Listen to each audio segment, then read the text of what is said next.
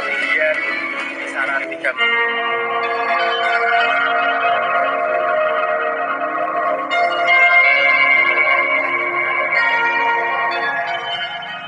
Peristiwa banjir bandang menerjang sejumlah wilayah di Kota Semarang pada hari ini 6 Januari 2023. Salah satu wilayah yang dilanda banjir bandang tersebut yakni di Perumnas Dinar Indah Meteseh, Kecamatan Tembalang, Semarang.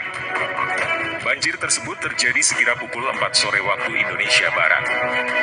Terlihat banjir bandang tersebut melanda wilayah tersebut dengan sangat tinggi.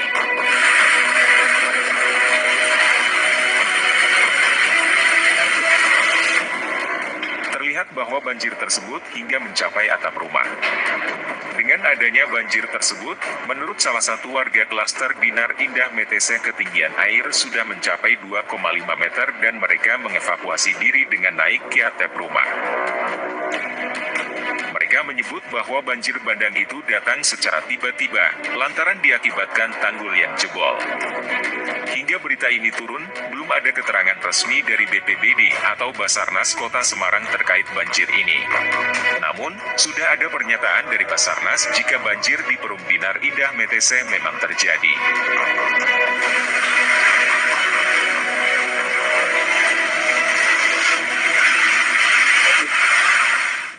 Hingga video ini dibuat belum diketahui terkait korban dalam peristiwa banjir tersebut. Pihak terkait menghimbau kepada masyarakat untuk bersabar, lantaran pihak terkait sedang menuju ke lokasi banjir untuk mengevakuasi warga.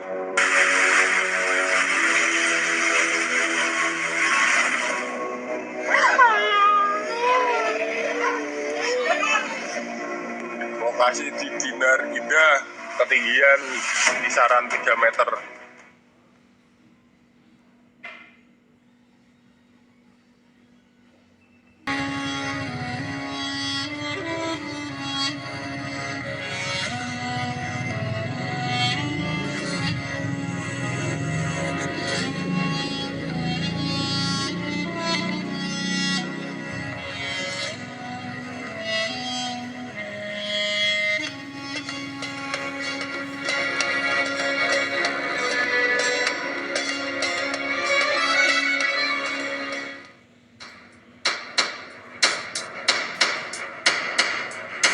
Seribu rumah terdampak gempa Cianjur di zona patahan Cugenang segera direlokasi sebelum Lebaran bisa ditempati. Badan Nasional Penanggulangan Bencana BNPB memastikan sebanyak 1.000 rumah terdampak gempa Cianjur, Jawa Barat, harus direlokasi. Deputi Bidang Rehabilitasi dan Rekonstruksi BNPB Jarwansah menyebutkan, 1.000-an rumah yang akan dipindah itu berada di wilayah Desa Cijedil dan Desa Sarampat, Kecamatan Cugenang, serta Kampung Rawacina, Desa Nagrak, Kecamatan Cianjur. 3 wilayah itu merupakan zona merah yang berada di garis patahan Cugenang, kata Jarwansah kepada Kompas. Di Cianjur, infrastruktur minim, warga Cianjur tandu jenazah sejauh 16 km, jalan kaki 6 jam. Jarwansah mengemukakan, zona merah dengan radius 9 km yang harus steril dari bangunan itu berdasarkan rekomendasi Badan Meteorologi, Klimatologi dan Geofisika BMKG. Sudah by name by address, data rumah yang akan direlokasi, ada di kita. Begitu sudah ditentukan kita keluarkan langsung, ujar dia. Kendati begitu, menurut Jarwansah, upaya sosialisasi harus benar-benar dilakukan secara masif, terutama dalam memberikan pemahaman kepada masyarakat terkait rencana relokasi tersebut. Korban gempa Cianjur bakal terima Rp1 juta untuk bangun hunian darurat, karena ini bukan sekadar memindahkan rumah, tapi memindahkan kehidupan. Karenanya sosialisasi harus benar-benar mendalam dan masif, kata Jarwansah. Sementara terkait progres pembangunan hunian tetap, Huntap, di lokasi relokasi Desa Sirnagali, Cianjur, ia mengatakan sudah merampungkan 90 unit.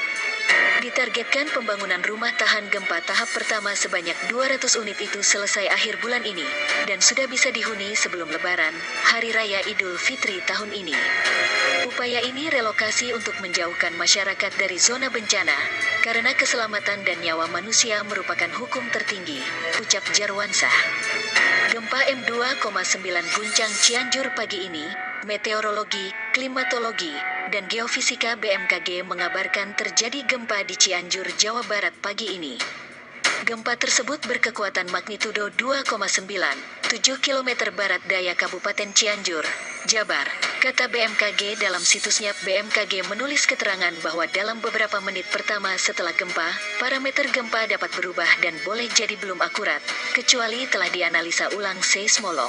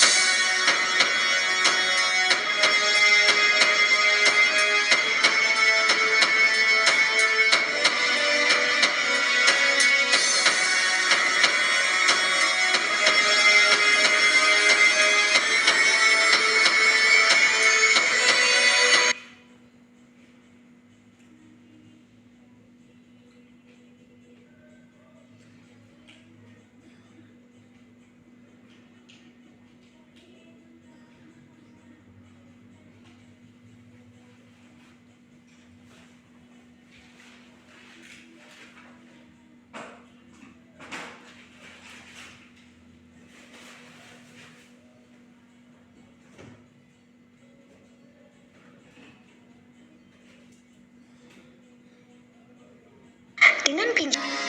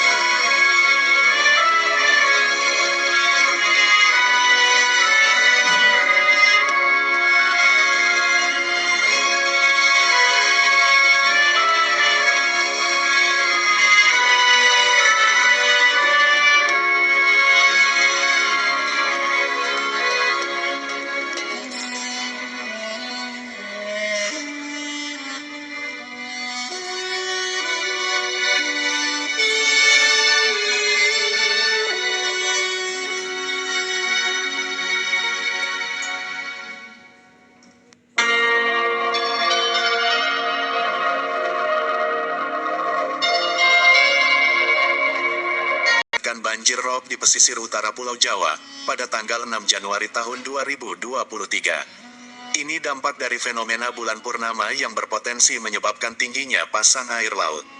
Kawasan DKI Jakarta tanggal 3 hingga tanggal 10 Januari tahun 2023 diprediksi terdampak banjir pasang air laut.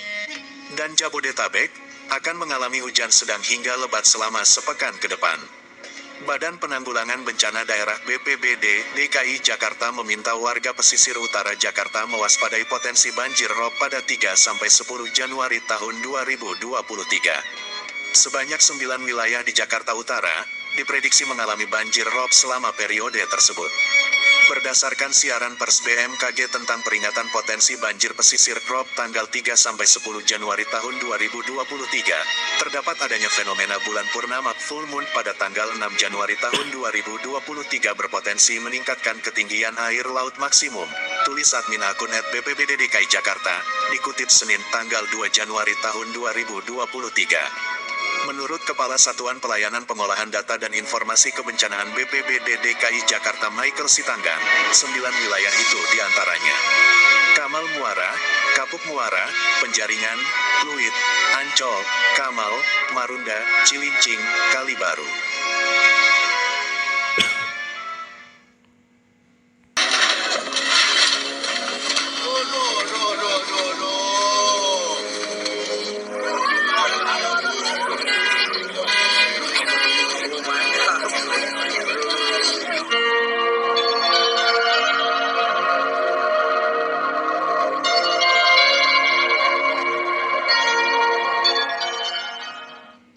Baru saja badai angin kencang melanda sejumlah kawasan di Pulau Bali pada hari ini 2 Januari 2023. Badai angin kencang tersebut menyapu dan memporak-porandakan Pulau Bali Selatan sekira pukul 2 siang.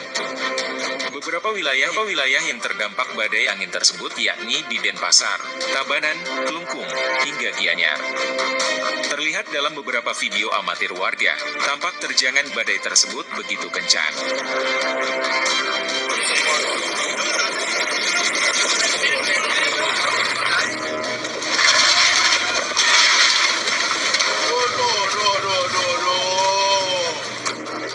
Terlihat tenda hingga atap warga beterbangan diterjang badai angin tersebut. Akibat dari terjangan angin kencang tersebut, sebanyak puluhan pohon tumbang. Bahkan tumbangnya pohon juga menimpa sebuah mobil dan bangunan warga. Selain itu, beberapa bangunan warga juga porak-poranda hingga roboh di beberapa bagian akibat kencangnya terjangan angin.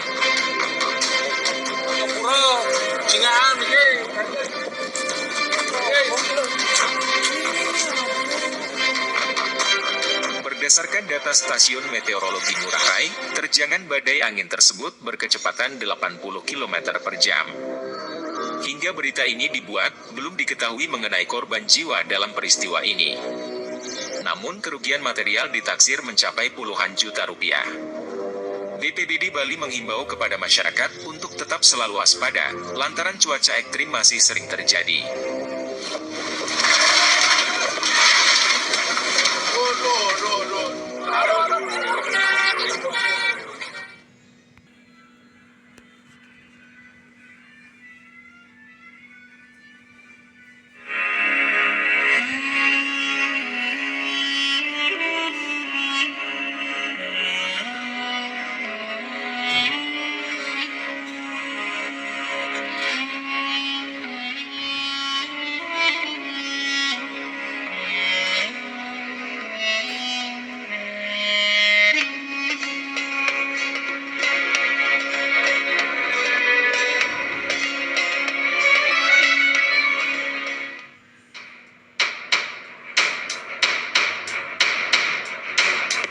Sembilan rumah warga Kupang hilang disapu banjir bandang. Badan Penanggulangan Bencana Daerah BPBD menyebut 29 unit rumah warga Desa Naitael, Kabupaten Kupang, Provinsi Nusa Tenggara Timur NTT hilang disapu banjir bandang yang melanda daerah itu Berdasarkan hasil pendataan yang dilakukan BPBD, ada 29 rumah warga yang hilang terbawa banjir bandang di Desa Naitael, Kecamatan Fatuleo Barat, kata Ketua Forum Pengurangan Risiko Bencana FPRB Kabupaten Kupang Elfrid V. Saneh di Kupang. Ia menjelaskan banjir bandang melanda 2 desa di Kecamatan Fatuleo Barat, yaitu Desa Naitael dan Desa Tuakau akibat meluapnya Sungai Siumet dan merusak 85 rumah warga di 2 desa tersebut. Kerusakan yang cukup parah dialami warga Desa Naitael, yakni 29 unit rumah hilang disapu banjir bandang, sedangkan di Desa Tuakau terdapat 56 unit rumah rusak dan terendam air banjir. Kondisi paling berat terdapat di Desa Naitael. Selain ada rumah warga yang hilang terbawa banjir, juga ada rumah warga yang rusak akibat luapan Sungai Siumet, kata Elfried V. Saneh. Pemkot Surakarta janjikan fasilitasi PKL Taman Satwa Taru Juruk. Pemkot Jaksel data 83 rumah korban kebakaran di Mampang perapatan angin kencang rusak, belasan rumah di Serang. Dia menambahkan akibat peristiwa itu 85 kepala keluarga mengungsi ke Desa Naitael dan posko kesehatan di SMP Negeri 4 Siumet, Kecamatan Fatuleo Barat. Ia menjelaskan kebutuhan yang mendesak bagi warga terdampak bencana alam banjir bandang di 2 desa itu berupa terpal, makanan siap saji, air bersih, selimut, dan family kit. Warga yang rumahnya rusak total dan masih terendam banjir bertahan di pengungsian, karena hujan masih mengguyur daerah itu, kata Elfried V. Saneh. Menurut dia, selain merusak rumah penduduk, banjir bandang juga merusak infrastruktur jalan raya yang menghubungkan 2 desa di Kecamatan Fatuleo Barat. Sebanyak 30 kepala keluarga di Desa Naitael, Kabupaten Kupang, Nusa Tenggara Timur NTT masih mengungsi setelah rumah mereka hanyut disapu banjir bandang. Masih ada 30 kepala keluarga yang mengungsi, karena rumah mereka rusak berat dan hanyut terbawa banjir bandang yang melanda 2 desa di Kecamatan Fatuleo Barat pekan lalu, kata Kepala Pelaksana Badan Penanggulangan Bencana Daerah BPBD Kabupaten Kupang Semi Tinenti saat dihubungi di Kupang. Ia menjelaskan para korban bencana alam banjir bandang itu pada umumnya memilih tinggal di rumah keluarga yang tidak terdampak bencana banjir bandang yang melanda Desa Naitael dan Desa Tuakau, Kecamatan Fatuleo Barat. Dia menjelaskan pemerintah Kabupaten Kupang telah mendistribusikan bantuan pangan serta perlengkapan sanitasi dan perlengkapan balita kepada para korban banjir di Fatuleo Barat. Dia menambahkan dalam memudahkan koordinasi dengan berbagai pihak terkait, BPBD Kabupaten Kupang telah membuka posko penanganan bencana alam selama daerah itu memasuki musim hujan. Semi Tinenti sebagai daerah yang rawan bencana alam banjir, tanah longsor, angin kencang, kesiapsiagaan bencana setiap pihak terkait harus dilakukan agar memudahkan koordinasi apabila terjadi bencana alam. Kami mengapresiasi kepada pemerintah Kabupaten Kupang yang cepat dalam penanganan bencana alam, sehingga warga yang terdampak bencana dapat tertangani secara baik dan tepat, kata Ambrosius Kodo. Jembatan Nunpisa yang berlokasi di Desa Oelatimo, Kecamatan Kupang Timur, Nusa Tenggara Timur, setelah diterjang banjir akibat hujan deras yang mengguyur wilayah tersebut. Akibatnya, akses transportasi dari Sulamu menuju Kupang putus total. Jembatan itu jebol dan putus total akibat terjangan banjir yang melanda Desa Nunkurus pada Minggu dini hari sekitar pukul 2.41 waktu Indonesia Tengah, kata Kapolres Kupang AKBP FX Irwan Arianto. Irwan menjelaskan awalnya hujan deras disertai angin kencang melanda Kabupaten Kupang Provinsi Nusa Tenggara Timur atau NTT. Hal tersebut kemudian menyebabkan banjir di kawasan Nunkurus akibat meluapnya Kali Batu Merah hingga akhirnya menerjang jembatan hingga putus total. Banjir yang menyebabkan putusnya jembatan Nunpisa Desa Nunkurus Kecamatan Kupang Timur itu membuat akses transportasi Olasai Sulamu menuju Kupang putus total. Akibatnya, tidak ada satupun kendaraan yang bisa melintasi jalan tersebut. Putusnya jembatan itu menyebabkan akses transportasi dari wilayah Sulamu menuju Kupang tidak bisa dilintasi kendaraan maupun para pejalan kaki, ucap Irwan. Tak hanya jembatan Nunpisa yang putus, banjir yang melanda Desa Nunkurus pun merendam belasan rumah yang berada di Desa Nunkurus. Akibatnya, warga yang berdomisili sekitar 500 meter dari Kali Batu Merah memilih mengungsi ke ruas jalan raya untuk menghindari banjir yang semakin besar. Irwan menyebutkan, hujan deras terus mengguyur wilayah Kabupaten Kupang membuat warga harus tetap waspada akan terjadinya bencana alam. Waspada akan banjir maupun tanah longsor selama cuaca buruk melanda Kabupaten Kupang, ucapnya. Selama cuaca buruk melanda Kabupaten Kupang, telah terjadi bencana banjir bandang di sejumlah wilayah. Sejumlah wilayah itu meliputi Kecamatan Takari, Kecamatan Fatuleo Barat, Kecamatan Sulamu, Kecamatan Kupang Timur, Kecamatan Kupang Tengah dan Kecamatan Nekamese. Bencana alam seperti banjir bandang tersebut yang kemudian membuat banyak infrastruktur jembatan putus total sehingga tidak bisa dilintasi kendaraan. Ada beberapa jembatan yang sudah diperbaiki secara darurat sehingga bisa dilintasi kendaraan, kata Irwan.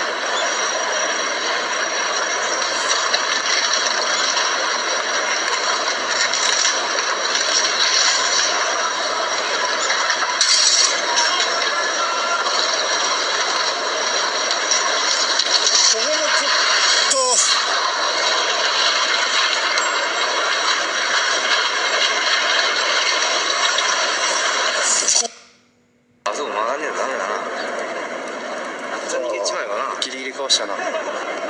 大丈夫。来たな。でも麦おかしくねえか。絶対的に来てんだろうね。コエットハートバーン。あ、でもいいのか。東からだもんな。